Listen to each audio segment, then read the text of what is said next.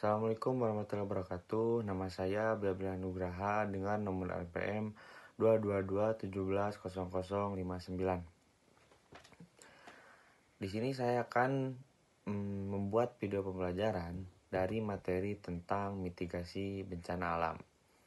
Nah, di sini ada beberapa peta konsep dari mitigasi bencana alam. Yang pertama ada jenis dan karakteristik bencana alam. Nah, yang kedua ada siklus penanggulangan bencana alam. Yang ketiga, persebaran wilayah bencana alam di Indonesia. Yang keempat, lembaga-lembaga apa saja yang berperan dalam penanggulangan bencana alam. Yang kelima, penanggulangan bencana alam melalui edukasi, kearifan lokal, dan pemanfaatan teknologi. Yang keenam, partisipasi masyarakat dalam mitigasi bencana alam di Indonesia.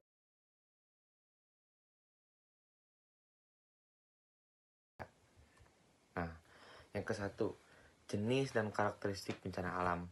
Nah, bencana merupakan fenomena yang terjadi karena adanya pemicu, ancaman, kerentanan sehingga menimbulkan terjadinya resiko. Nah, yang kesatu ada bencana alam geologis. Bencana alam geologis salah satunya ada gunung api. Ya,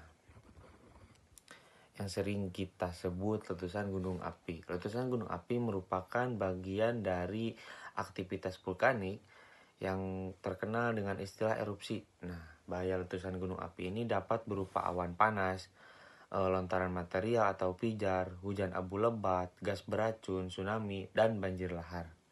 Nah, karakteristik letusan gunung api biasanya ada tanda peringatan dan dapat terdeteksi. Nah, dan dapat juga merusak struktur bangunan. Aliran lava dapat mengakibatkan kebakaran. Debu vulkanik dapat menjangkau area yang luas. Nah, yang kedua ada longsor. Tanah longsor merupakan salah satu jenis gerakan massa tanah atau batuan. Nah, ataupun percampuran keduanya yang bergerak menuruni atau keluar lereng akibat tergantungnya kestabilan tanah ataupun batuan penyusun lereng. Nah, tanda-tanda tanah longsor adalah sebagai berikut. Nah, yang pertama ada munculnya retakan-retakan di lereng yang sejajar dengan arah tebing. Biasanya terjadi setelah hujan. Nah, yang kedua munculnya mata air baru secara tiba-tiba. Nah, yang ketiga, tebing rapuh dan kerikil mulai berjatuhan. Yang selanjutnya ada gempa bumi. Nah, gempa bumi adalah getaran atau guncangan yang terjadi di permukaan bumi yang disebabkan oleh tumbukan antar lempeng bumi, patahan aktif, aktivitas gunung api, atau runtuhan batuan. Nah, gempa bumi itu ada beberapa karakteristik. Yang pertama, berlangsung dalam waktu yang sangat singkat. Yang kedua, lokasi kejadian tertentu. Yang ketiga, akibatnya dapat menimbulkan bencana. Yang keempat, berpotensi terulang kembali. Yang kelima, belum dapat diprediksi. Yang keenam, tidak dapat dicegah, tapi akibat yang ditimbulkan dapat dikurangi. Yang selanjutnya ada tsunami. Nah, tsunami berasal dari bahasa Jepang, yaitu su atau pelabuhan. Nami, gelombang. Nah, secara harfiah berarti ombak besar di pelabuhan. Nah, tsunami dapat diartikan sebagai gelombang ombak lautan. Jadi, tsunami adalah serangkaian gelombang ombak laut raksasa yang timbul karena adanya pergeseran di dasar laut akibat gempa bumi. Nah, tsunami memiliki karakteristik sebagai berikut. Yang pertama, kecepatan tsunami tergantung pada kedalaman laut dan percepatan gravitasi di tempat tersebut. Nah, yang kedua, ketinggian gelombang tsunami berbanding terbalik dengan kecepatan. Artinya, jika kecepatan tsunami besar, maka ketinggian gelombang tsunami hanya beberapa puluh cm saja. Nah, sebaliknya, untuk di daerah pantai kecepatan tsunami-nya kecil, sedangkan ketinggian gelombangnya cukup tinggi, bisa mencapai puluhan meter. Nah, yang kedua ada bencana alam klimatologis. Nah, yang pertama ada banjir. Banjir adalah peristiwa atau keadaan di mana terendamnya suatu daerah atau daratan karena volume air yang meningkat. Nah, banjir juga mempunyai karakteristik, yaitu kejadian dapat berlangsung lambat, cepat, atau tanpa peringatan. Nah, yang sering kita sebut adalah banjir bandang. Nah, terkait dengan musim, dampak merusak tergantungnya pada tinggi air, luas genangan, lamanya genangan, kecepatan aliran, material yang hanyut, dan tingkat kepekaan atau endapan lumpur. Nah, yang selanjutnya dapat mengakibatkan kerusakan struktur bangunan dan infrastruktur.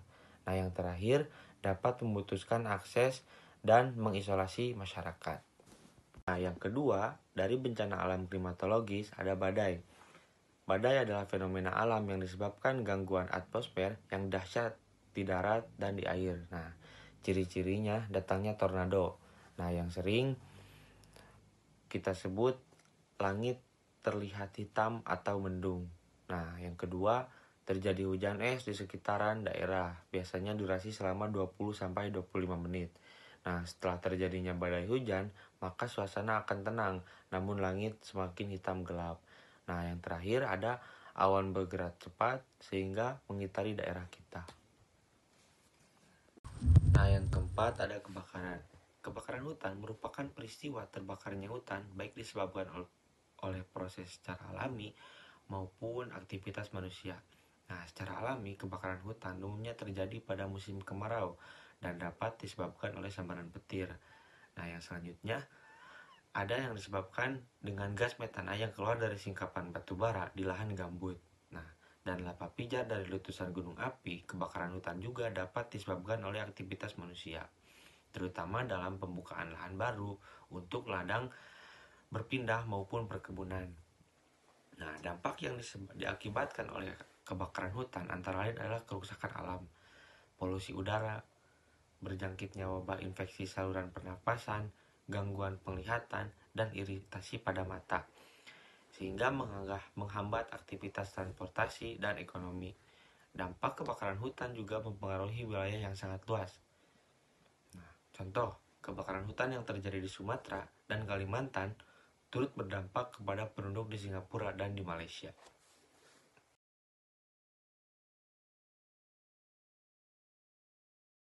Di poin kedua, dalam mitigasi bencana ada siklus penanggulangan bencana. Nah, yang pertama, tahap pra-bencana. Yang ke-1, dalam situasi tidak terjadi bencana atau perencanaan penanggulangan bencana. Pencegahan dilakukan dengan cara mengurangi ancaman dan kerentanan pihak yang terancam bencana. C. Pemanduan dalam perencanaan pembangunan dilakukan oleh pemerintah atau pemerintah daerah melalui koordinasi, integrasi, dan sinkronasi. Nah, yang selanjutnya, persyaratan analisis risiko bencana, pelaksanaan dan penegakan tata ruang, pendidikan, dan pelatihan, serta persyaratan standar teknis penanggulangan bencana. Nah, yang kedua, dalam situasi terdapat potensi terjadinya bencana. Ya, yang harus kita lakukan adalah kesiapsiagaan. Peringatan dini dilakukan untuk pengambilan tindakan cepat dan tindakan untuk mengurangi risiko terkena bencana, serta mempersiapkan tindakan tanggapan darurat. Nah, yang selanjutnya, mitigasi bencana dilakukan untuk mengurangi risiko bencana bagi masyarakat yang berada di kawasan yang rawan bencana. Nah, yang selanjutnya ada tahap tanggap darurat. Nah, pengkajian yang harus dilakukan dalam tahap tanggap darurat adalah pengkajian secara cepat dan tepat terhadap lokasi, kerusakan, dan sumber daya untuk mengidentifikasi cakupan lokasi bencana, jumlah korban, kerusakan sarana prasarana, gangguan terhadap fungsi pelayanan umum dan pemerintah, dan kemampuan sumber daya alam maupun buatan. Nah, yang kedua, penentuan status keadaan darurat bencana, yang selanjutnya penyelamatan dan evakuasi masyarakat terkena bencana melalui upaya pencairan dan penyelamatan korban, pertolongan darurat, dan evakuasi korban. Yang terakhir, ada tahap pemulihan pasca bencana. Nah, penyelenggaraan penanggulangan bencana pada tahap pasca bencana meliputi rehabilitasi melalui kegiatan perbaikan lingkungan daerah bencana, perbaikan sarana prasarana, bantuan perbaikan rumah, pemulihan sosial psikolog, pelayanan kesehatan, rekonsiliasi atau resolusi konflik, pemulihan sosial ekonomi budaya, pemulihan keamanan dan ketertiban, pemulihan fungsi pemerintahan, dan pemulihan fungsi pelayanan publik. Nah, yang selanjutnya, rekonstruksi dilakukan melalui kegiatan pembangunan yang lebih baik.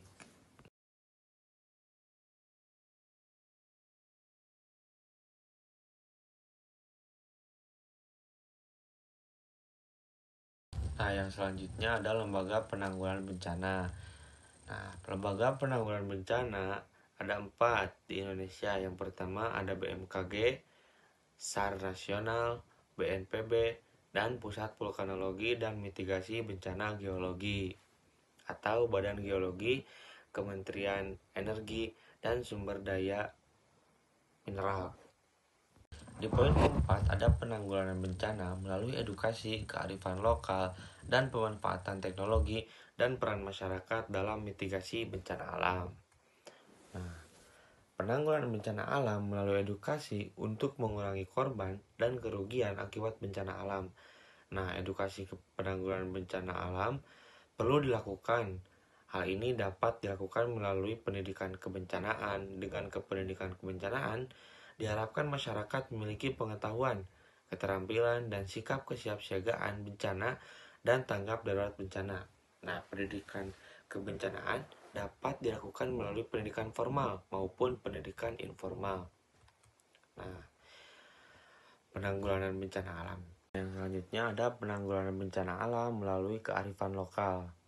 Nah, kearifan lokal adalah kekayaan budaya yang mengandung kebijakan hidup, pandangan hidup yang mengakomodasi kebijakan dan kearifan hidup. Contoh, nyabuk gunung di lereng Gunung Sindoro dan Sumbing atau ngais gunung di Jawa Barat atau Sengkaden di Bali merupakan sistem pertanian dengan membuat terasering mengikuti garis kontur gunung atau kontur planting.